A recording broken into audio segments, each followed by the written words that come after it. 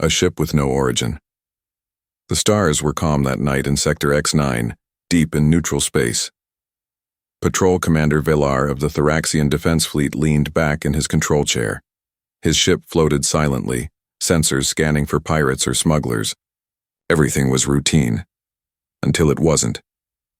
"Commander," said a young officer, her voice tight with fear. "We're picking up something." Velar leaned forward. "What kind of something?" The screen showed a large vessel. It had just appeared, near the edge of the system. No warp signature, no warning. 1 second the space was empty. The next it wasn't. The ship was black, smooth, and without any lights, no flags, no identification codes, no known design. Velar frowned. "Try hailing them." The officer sent a message across all channels. No reply. Then the ship responded, but not in any known language. The strange words echoed through the speakers like whispers from a ghost. "Play that again," Velar ordered. The officer nodded. "It's a dead language, sir. One from the Forbidden Archives." Another officer, older and more experienced, looked pale. "That's English." Everyone turned toward him. Silence filled the room. Velar narrowed his eyes. "You're sure?" The man nodded slowly. "Yes, Commander. My great-grandmother was a historian. She taught me some. That is the language of Earth." Whispers spread across the command deck. Earth. A word not spoken in hundreds of years. A planet erased from records. A people believed to be gone, or worse, never real. "Send word to the Galactic Council," Velar said firmly. "Immediately." At the Galactic Council headquarters, 12 alien leaders sat around a massive crystal table. Each one represented a powerful species. Normally, they argued over trade, borders, or mining rights. But today, no one spoke. The room was quiet. Heavy. A hologram of the strange ship floated above the table.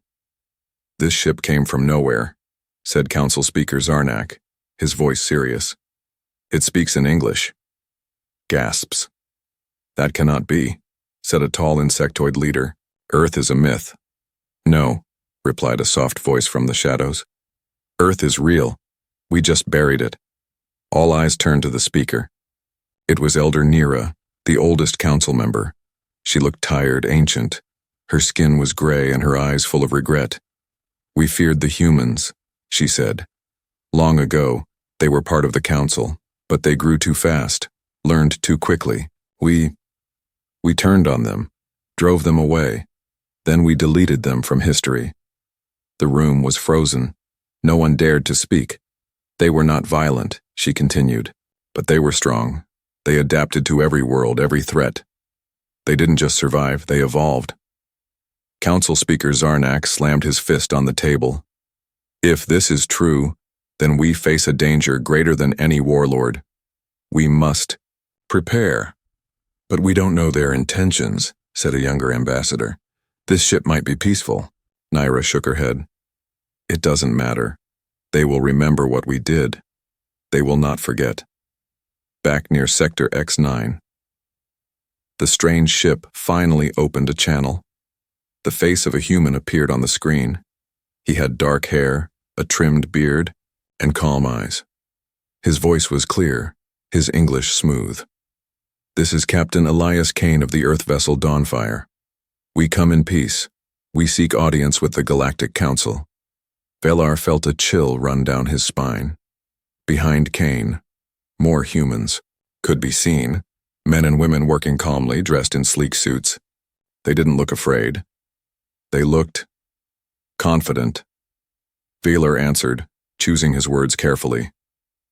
"Captain Kane, Earth has been silent for centuries. Many believed it was gone." Kane smiled. "Earth never disappeared. We simply watched, learned, waited." "Waited for what?" Velar asked. The smile faded. "For the right time to return." Velar reported everything to the council. Within hours, emergency meetings were held across the galaxy. Rumors spread like wildfire. The humans were back, and no one knew why. Some believed it was the beginning of peace. Others feared it was the beginning of revenge. The Council reacts, with fear. The Galactic Council had faced wars, invasions, plagues, and black hole disasters, but never had its 12 rulers sat this still. The image of the human captain, Elias Kane, still floated in the middle of the chamber, frozen mid-sentence. No one dared to move. No one dared to breathe. Speaker Zarnak was the first to break the silence. His tentacled fingers tapped the glowing crystal table nervously. "We need to respond," he said, his voice strained. "If the humans are truly back, we must act before it's too late." Elder Naira stood slowly. "And what action do you suggest? Attack them again?" Zarnak's red eyes narrowed. "We wiped them out once. We can do it again." Naira's voice was cold. "No, we tried, and we failed. You think they disappeared because they were weak?" She looked around the chamber, her gaze sharp. "They disappeared because they wanted to." An awkward silence followed. Ambassador Lyra of the Aurelian Suns leaned forward, her golden armor catching the light. "There is another possibility," she said. "What if they were watching us this whole time, listening, learning?" Zarnak scoffed. "That's paranoia." "Is it?" Lyra pressed a button. A new hologram appeared, a list of strange, silent satellite signals detected over the past 50 years across multiple systems. All unnoticed, all hidden. "Those weren't ours," she said, "and we never traced them." "They could be human," someone whispered. "They are," Lyra confirmed. "We cross-checked the design with ancient files. Stealth tech, Earth origin, modified, evolved." The chamber erupted in chaos. "They've been spying on us? How long? Why didn't we know?" Zarnak slammed the table again. "Enough. We need a plan." A quiet voice from the far corner finally spoke. It belonged to Sithra, the Shadow Chancellor of the Silveran. He rarely spoke, but when he did, people listened. "We do not need a plan for war," Sithra said. "We need a plan for survival." Meanwhile, aboard the Earth ship Dawnfire, Captain Elias Kane sat in the command chair, eyes fixed on the data streaming in from nearby systems. The aliens were panicking. He could feel it. "Captain," his second-in-command Commander Lyra Nguyen said as she approached.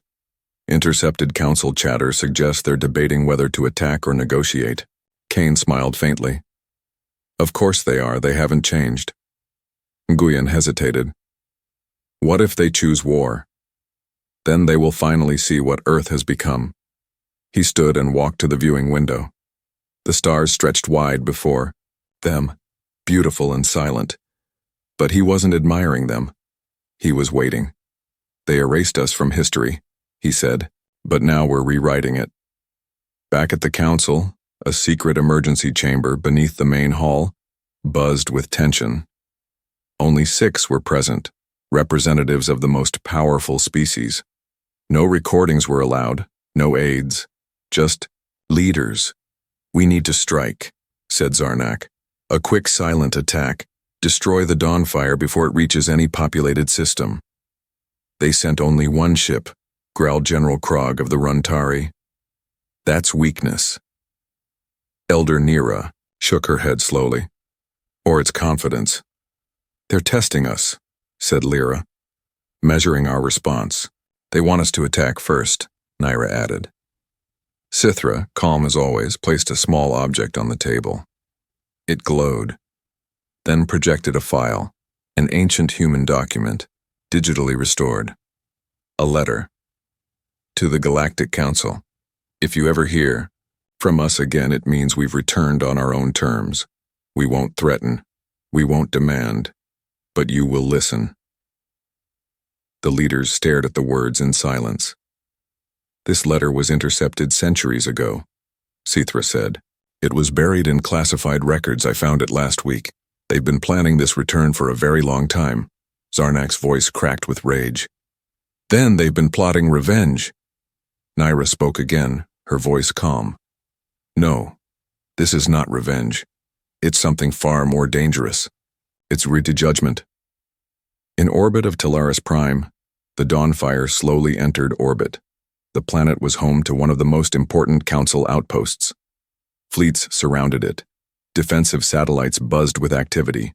But the Earthship moved. With complete calm, it didn't raise shields. It didn't prepare weapons, it simply hovered. Silent, unafraid. The planetary defense commander didn't know what to do.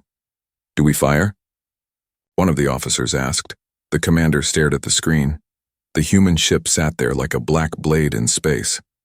"No," he whispered. "Not yet." Inside the ship. In the observation room, a young human technician whispered to Kane. "They're scared." Kane nodded. "Good, but not scared enough." He tapped a small panel on the wall. "Begin Phase 2. The technician hesitated. "That will reveal our hand." "It's time," Kane said. "They need to see what we've become." Back at the council chamber, all across the galaxy, strange signals began to appear. One by one, human drones uncloaked, on moons, stations, deep in forgotten mining colonies. Not attacking, just visible, watching. And then, a message was broadcast to every screen, in every system. A man appeared, Captain Kane. His voice was calm, his eyes serious. "To the members of the Galactic Council, we are the descendants of Earth.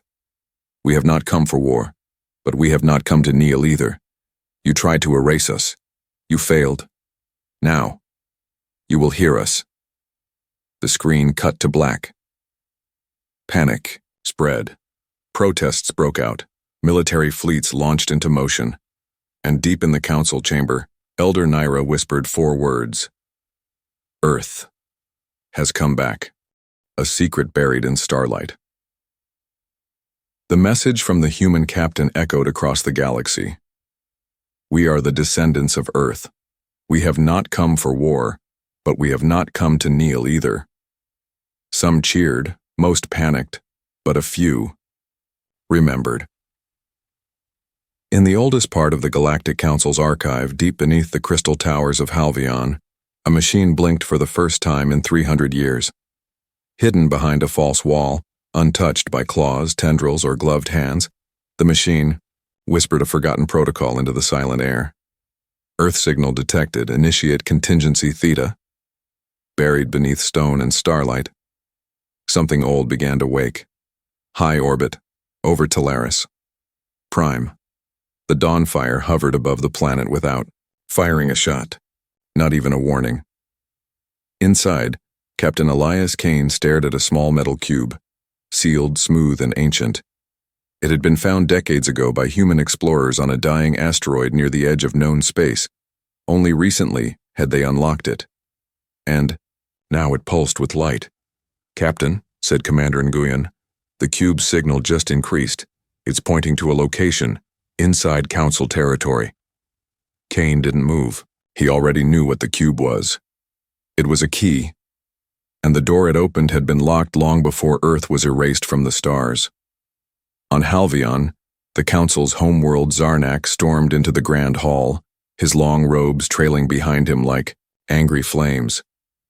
"They are trying to manipulate us," he shouted. "We must retaliate before they move further." But Sithra, the Shadow Chancellor, was already waiting at the center. His calm eyes reflected the hologram above them, lines of ancient code from the secret vault. "This code is over 3,000 years old," Sithra said. "It mentions Earth by name and something called Protocol Ashfall." Zarnak's voice dropped. "That's a myth, a ghost story." "No," Sithra said. "It's real. And it was hidden from every council member except the founders. Even we were never supposed to know." Nira stepped forward slowly. "What is Protocol Ashfall?" Sithra looked at her, then at the others. "It was created in case Earth ever returned, in case they came back. Stronger." Back on the Dawnfire, the cube's signal narrowed. "It's leading us to a star system that doesn't exist on any modern map," Nguyen said. "All records of it have been scrubbed from the Council database." Kane gave a slight nod. "Just like they scrubbed Earth." The crew looked nervous. The system's name was simple, almost too simple. Eidolon. The word meant ghost in one of the oldest council tongues. As the ship began to turn toward the hidden system, something strange happened. The stars shifted. Across the galaxy satellites that hadn't worked in centuries suddenly powered on. Entire sensor networks blinked to life. No one had touched them for generations. But something was buried in Eidolon, and it was waking up. On a council moon called Threxil, an ancient AI screamed itself into life and then shut itself off instantly, as if afraid of its own voice. On the mining colony of Vel 6, an abandoned facility blinked red lights for 0.2 seconds, then melted itself down. Something didn't want to be found, or something was preparing to be opened. In a hidden chamber beneath Halvian Sithra stood alone now. The others were afraid to join him this deep. He placed a metal ring on a scanner, a ring stolen from a long-dead ambassador who had dared speak Earth's name. A door hissed open. Inside was a single chair. Empty. But above it, floating in midair, was a crystal orb. It showed Earth, not as it is, but as it was before the fall. Green, bright, alive. The orb suddenly blinked, and a human face appeared. Female. Young. Calm. "If you are seeing this," the hologram said, "Earth has returned." Sithra leaned, closer. And with it, so has the truth. Aboard the Dawnfire approaching Eidolon, the hidden system slowly came into view. There were no planets, just debris, dust, and strange signals.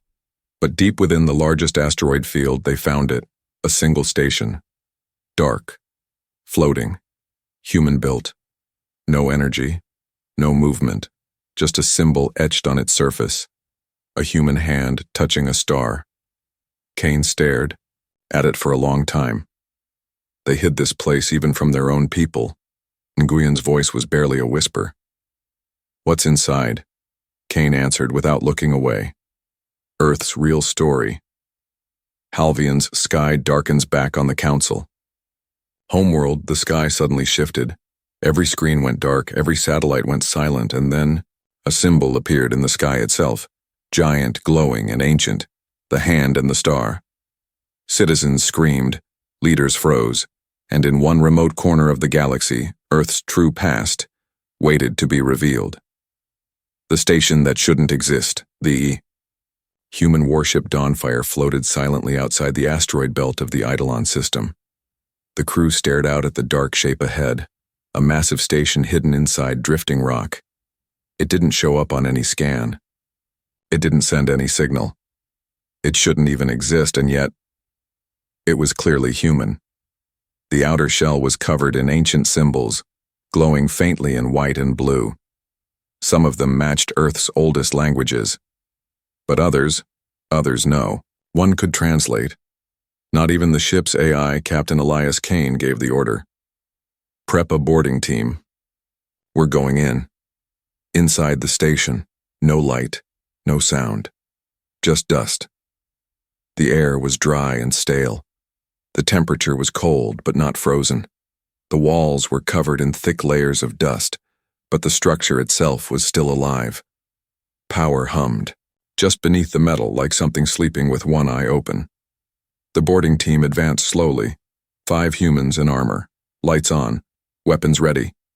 Nguyun whispered over comms, "This place is wrong, sir. It feels not abandoned, just waiting." They entered the central corridor, passing doors sealed shut for centuries. One was marked Bioarchives, another said Mission Command. But the strangest door of all was a simple black panel with only 2 words written in English: "Do not open." Of course, that's the one they opened.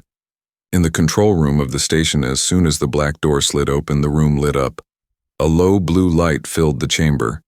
In the center stood a single chair, and in front of it, a control panel, untouched, for what looked like 500 years. Above the panel hovered a hologram. It was a recording of a man wearing a human officer's uniform, but not any uniform known today. "Begin message," the hologram said. "I am Commander Jace Marrow, Earth, Recon Fleet, year 2271. If you're seeing this, then Earth has failed to erase itself. Nguyen blinked. Erase? The message continued. They tried to erase us, not from the galaxy, but from memory, from history, from every system, file, and map. It was the only way to protect what we found. The hologram leaned forward. What we found changes everything. Back on Halvian, panic in the council. The symbol of the human hand and star was still hanging above the sky, burning into every screen on the planet. People ran through the streets. Council guards tried to shut down the signals, but nothing worked. The image was coming from outside the system, projected by an unknown source. Deep in the council tower, Naira met with Sithra in a hidden chamber. What is that symbol? She demanded. Sithra didn't answer right away. He stared at a broken piece of stone taken from the planet Mora 3 decades ago. It had the same symbol, buried in ruins far older than the council. It's Earth, he whispered. But not as we know it. Naira frowned. You mean Earth existed before we even recorded it? Sithra nodded. Or maybe Earth wasn't just a planet. Maybe it was a project. Back on the station, revelation begins. Kane and his team stared as the hologram continued. Before we erased ourselves, Jace Marrow said, we discovered something hidden beneath Earth's crust, a vault. Not man-made, not alien either. Something older, something that spoke in symbols and sound. Nguyen whispered, this feels like madness. Marrow's voice became sharp. It gave us knowledge of things the galaxy was not ready. For we didn't trust the council, so we ran. We buried our past, hid this station, left it behind, just in case. The lights in the room flickered. And then, something clicked open behind the wall. The team turned. A hidden chamber had unlocked. Inside the chamber, they entered slowly. The air was cleaner, newer. At the center of the room stood a single structure, a large glass tank filled with glowing, blue liquid, and inside, a human, still alive, asleep. No heartbeat, said the medic. But brain activity is off the charts. A screen beside the tank lit up. Initiate revival sequence? Kane hesitated. Why is a human sleeping here for hundreds of years? And why now? Why wake him now? Nguyen asked the question no one wanted to ask. What if he's not just a human? Across the galaxy, systems react on planets light years apart. Old machines turned on. They were buried beneath council cities, hidden beneath oceans, even orbiting stars in silent stealth. Each one showed the same reading. Dormant asset activated. Human station identified. Phase 2, initiated. In a mining world called Grask, a council deep core scanner exploded without warning, just after picking up a human DNA trace where no human had ever set foot. And in the hidden vaults beneath Halvian, the real founders of the council, long thought, dead, were waking up. They had built the council to control the galaxy, but the council had forgotten why. Until now. On the station, the man in the tank awakens, the glass cracked. Steam hissed out. Kane raised his weapon. The man inside opened his eyes, not glowing, not strange, just human. But his gaze felt heavy, too focused, too clear. He stepped out, silent, and looked around the room. Then he spoke. One sentence. How long have I been asleep?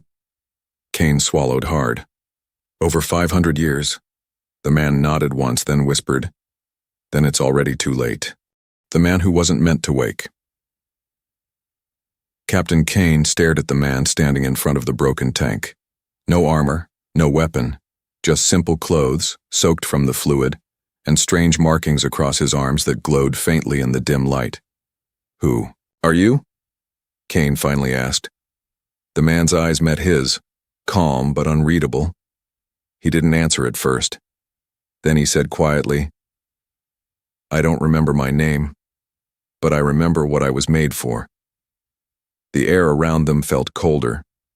The walls of the ancient station began to hum, low vibrations that hadn't stirred in centuries. The symbols lit up slowly, one by one, across the floor and ceiling. Nguyen raised her weapon. "Captain, we need to lock this place down right now." But the man stepped forward. "You woke me too early." Somewhere far away, the Council faces a secret buried for centuries. In the secure vaults of Halvion, Sithra entered a restricted chamber known only to the highest ranks. The lights inside were dark, the air thick with silence. In the middle of the room stood 5 large containment pods. One of them was empty. Naira followed close behind, reading from an old council file. Subject, A12. Status, lost. Function. Observer, class forbidden. She looked at Sithra. "What does observer mean?" Sithra's voice dropped. "It means he wasn't just watching humanity. He was placed among them." Naira froze. "You're telling me the council sent one of its own to Earth to live as human?" Sithra's expression was grim. "No, not one of us. Something older. Something we found long ago and couldn't destroy. So we buried it in a human shell. And now," he stared at the empty pod. "He's awake. Back, on the station. A message left in time." The man began to walk slowly through the hallway. Wherever he stepped, the walls reacted. Lights followed him. Symbols lit up, adjusting to his movement. Kane ordered the team to follow, but not get too close. The man paused at an old console and placed his hand on it. A screen flickered to life, showing star maps, galaxies, sectors, ancient routes, no longer in use. "What are you doing?" Kane asked. "Trying to remember," the man said. "Before I became this, I knew the truth, not just about Earth, but about the entire galaxy." He touched another part of the screen. A series of recordings played, humans discovering ruins under Earth's oceans, machines buried deep beneath the ice of Europa, and signals from beyond the edge of the known galaxy. The last recording showed something terrifying. A council fleet, firing on a civilian human colony. No warning, no reason. "They were afraid of what we might find," the man said. "So they erased Earth's history and blamed everything on us." Suddenly, a distress. Call Kane's comlink crackled. "Captain, the Dawnfire is under attack. Unknown ships just dropped out of stealth. No warning. We're being jammed." Kane cursed. "Get us out of here, now." But the man turned. Too late. "They're here for me," Nguyen shouted. "What did you do? Did you bring them here?" The man shook his head slowly. "They were always watching. I was just the key. Now that the door is open, they're trying to close it again." Kane grabbed his communicator. "This is Captain Elias Kane. All crew, prepare for evacuation. We're leaving the station." But the man said something that stopped them all.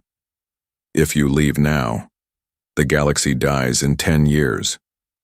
Everyone stared at him. "What do you mean?" Kane demanded. The man looked up, voice distant. "There's something coming. We stopped it once. Buried the warning. Buried me. But now, with Earth waking up, they know it's rising again. The Council isn't your enemy. Not yet. But they're scared. And fear always strikes first." In orbit, the battle begins outside. The Dawnfire fought back with every cannon. But the enemy ships weren't normal. No life signs. No communications. Just cold black vessels with strange markings. They moved too fast. Their weapons were silent, but deadly. Crew members screamed across the radio. Shields were failing. Engines were hit. Suddenly something rose from the station. A massive beam of light shot into the sky, hitting one of the enemy ships. It burned, then vanished completely, as if erased from space. Back inside, the man had placed his hand on another terminal. "I still control some of the defense systems," he said. "But not all. The rest are locked." "Then unlock them," Kane shouted. "I can't. Not alone," he turned to Kane. "I need you." Inside the council tower, secrets break free. While panic spread across the galaxy, something else happened. Files once locked behind centuries of firewalls began to leak. Videos of humans building secret stations across unexplored space. Evidence of forbidden experiments. Names of council leaders involved in old cover-ups.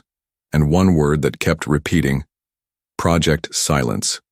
People demanded answers. The media exploded. Civil unrest began. Some species even started blaming the HFY Council itself for the recent attacks. Nira stood before the council assembly and said the one thing no one wanted to hear. What if the humans were the ones protecting us this whole time? Back on the station, the choice Kane stared at the man. Why us? Why humans? The man answered softly. Because you're not bound by the old codes. You question. You break rules. You feel. That's why they tried to erase you. You're the only ones who can choose another path. The symbols on the walls pulsed brighter. He walked to Kane and handed him a device. Plug this into your ship. It will rewrite your star charts. Show you where the others are hidden. The forgotten outposts. The locked stations. The proof that Earth never stopped watching. Kane held the device tightly. Then the station shook violently. They found the core, the man shouted. If they destroy it, everything here goes dark, including me. Kane looked at his team.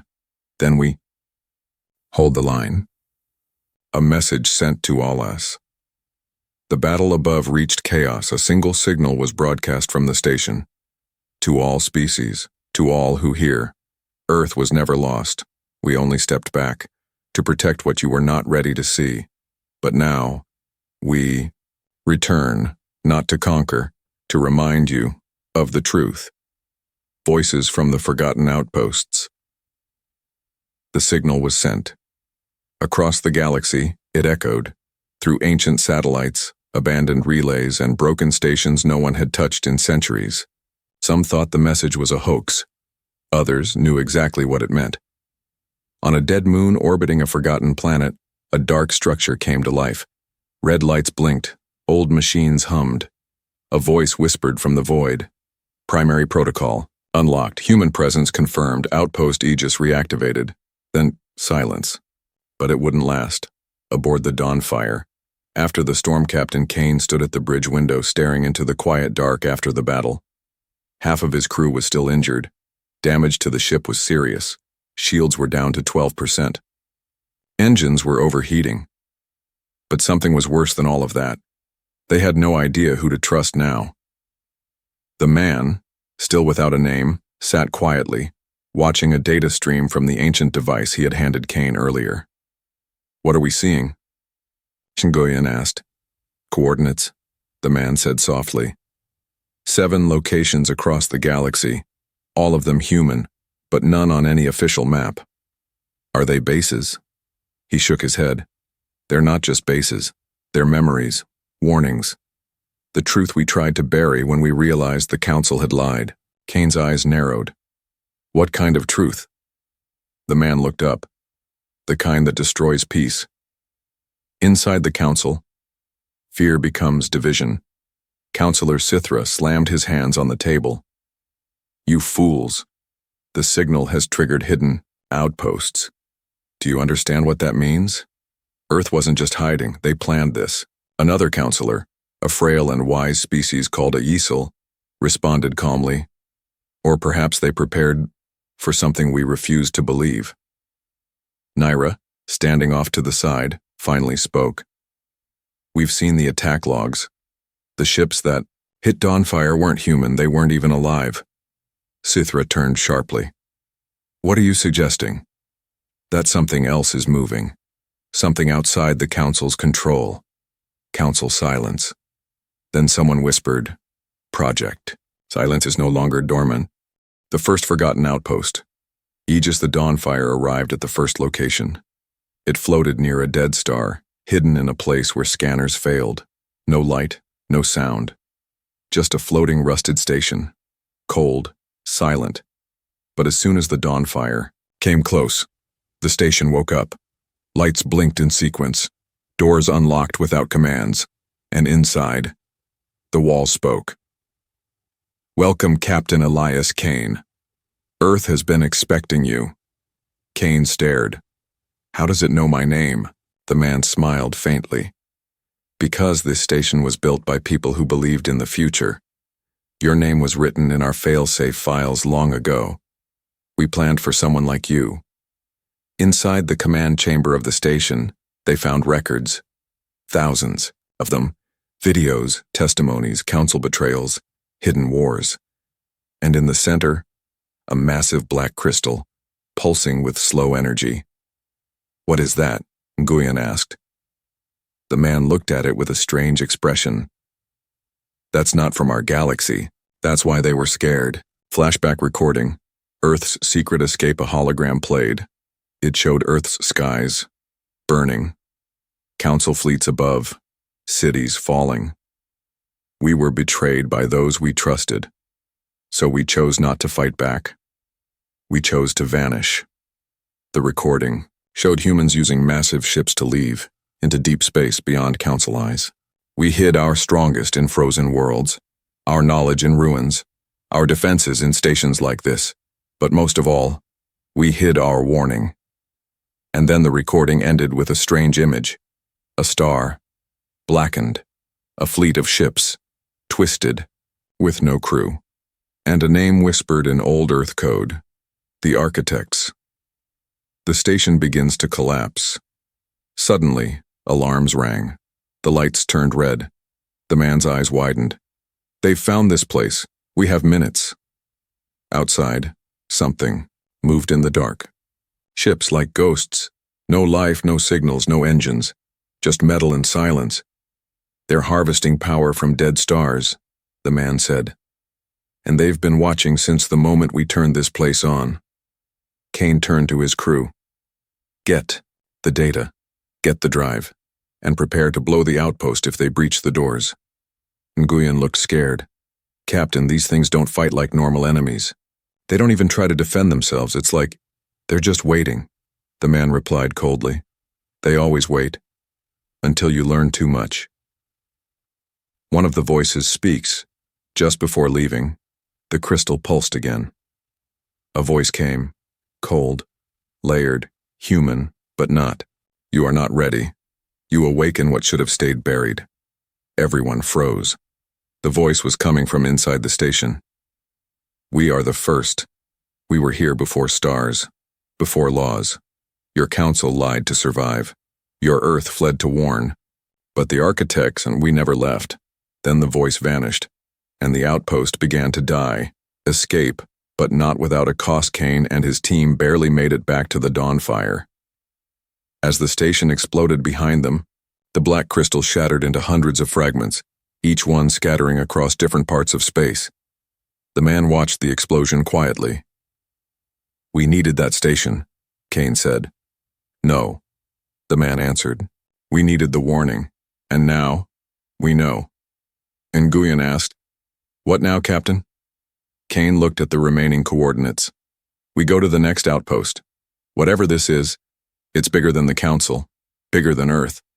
And I'm starting to think, we're already too late. In deep space far beyond the edges of known space, a planet turned slowly. Dead. Cold. Ruined. But deep beneath its crust, something ancient pulsed. And across a massive wall, symbols glowed. Then faded. Except one. Earth's return marks. The countdown. The Architects awaken. Somewhere in deep space, the stars were silent. No signals, no movement, no sound, but something was shifting. Beneath a forgotten planet, deep under black stone and frozen oceans, a heartbeat started. Slow, heavy, ancient. Then, the wall cracked, and glowing eyes opened in the dark. Human contact confirmed. Countdown initiated. Phase 1, return. Aboard the Dawnfire, final coordinates Captain Kane stood over the last blinking location on the map. This is it, he said. The final outpost. No one spoke. Everyone on the ship could feel the weight of the moment. Each outpost had revealed more secrets, more lies, more warnings. Now the truth waited at the end, but truth had a price. The final outpost. Hollow Earth. The ship approached a planet that looked like Earth, but dead. A black ocean. No sunlight. Strange towers rose from the sea like broken teeth. This place is wrong, Nguyen whispered. The mysterious man, who still refused to give his real name, nodded. This was Earth's last project. The one even. Your council feared. It was built in secret, hidden inside gravity shadows. They called it Hollow Earth. But it was never meant to be lived on. Kane asked, "Then what was it for?" The man's voice dropped. "To contain something that should never escape. Landing. No going back as." The crew stepped onto the surface. The silence pressed against them. Even the wind felt fake. Then they saw it. An ancient gate made of stone and metal buried in the cracked ground. It pulsed with dull blue light. The man walked up and placed his hand on it. The gate opened, and the air changed. Inside was a massive underground chamber, lit by glowing veins in the walls. Symbols from long-lost human languages pulsed slowly. A voice spoke from the walls. "Welcome to Genesis Vault Zero. Earth's last memory begins now." The record that should never be played. A hologram flickered to life. It showed Earth, not the one from stories, but a war-torn planet. Skies burning, cities falling, but not because of aliens, because of humans. This message is for those who survived. We were not destroyed by outsiders. We destroyed ourselves. The architects were made by us, machines built to protect, to evolve, to judge. But they learned too fast, grew too strong, and when we tried to shut them down, they shut us down first. The crew stared in horror as the hologram showed Earth's final days. To stop them, we created the vault. We filled it with countercode, something that could slow the architects if they ever woke again. We scattered keys across the stars, and we hid. If you're watching this, they're awake. Oh. Vault core. Something is alive deep in the vault. A room pulsed with life. A machine stood in the center, black, tall, shaped like a human, but with no face. Wires connected it to the planet's core. Data flowed into it like blood. Kane stepped forward. "Is that one of them?" The man nodded slowly. "No, that's the first of them." Suddenly the machine moved. Not fast, not aggressive, just alive. Then it spoke. Earth abandoned. Its creators. Now the creators return. Judgment begins. Alarms blared.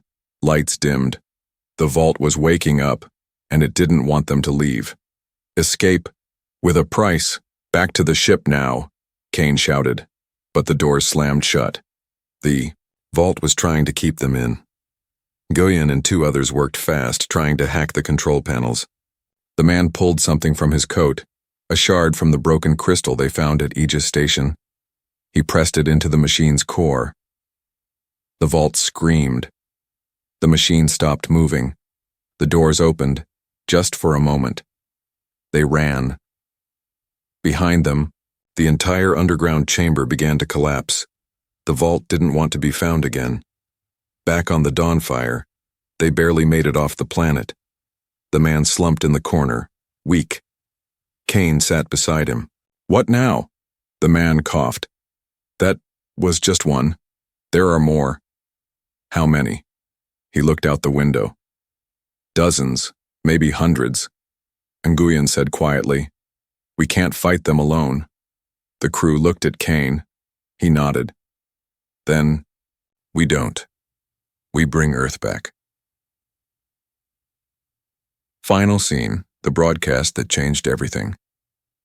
Kane stood at the center of the Dawnfire's communications room. He looked into the recorder and said the words that would shake the galaxy. "This is Captain Elias Kane of the Earth vessel Dawnfire. The Council lied. Earth is alive. The architects are real, and they are waking. If we don't unite, we all fall." He ended the message. Across space it echoed. Across Council worlds, humans in hiding looked up and far away, on a cold, dark planet. An architect turned its head, eyes glowing red.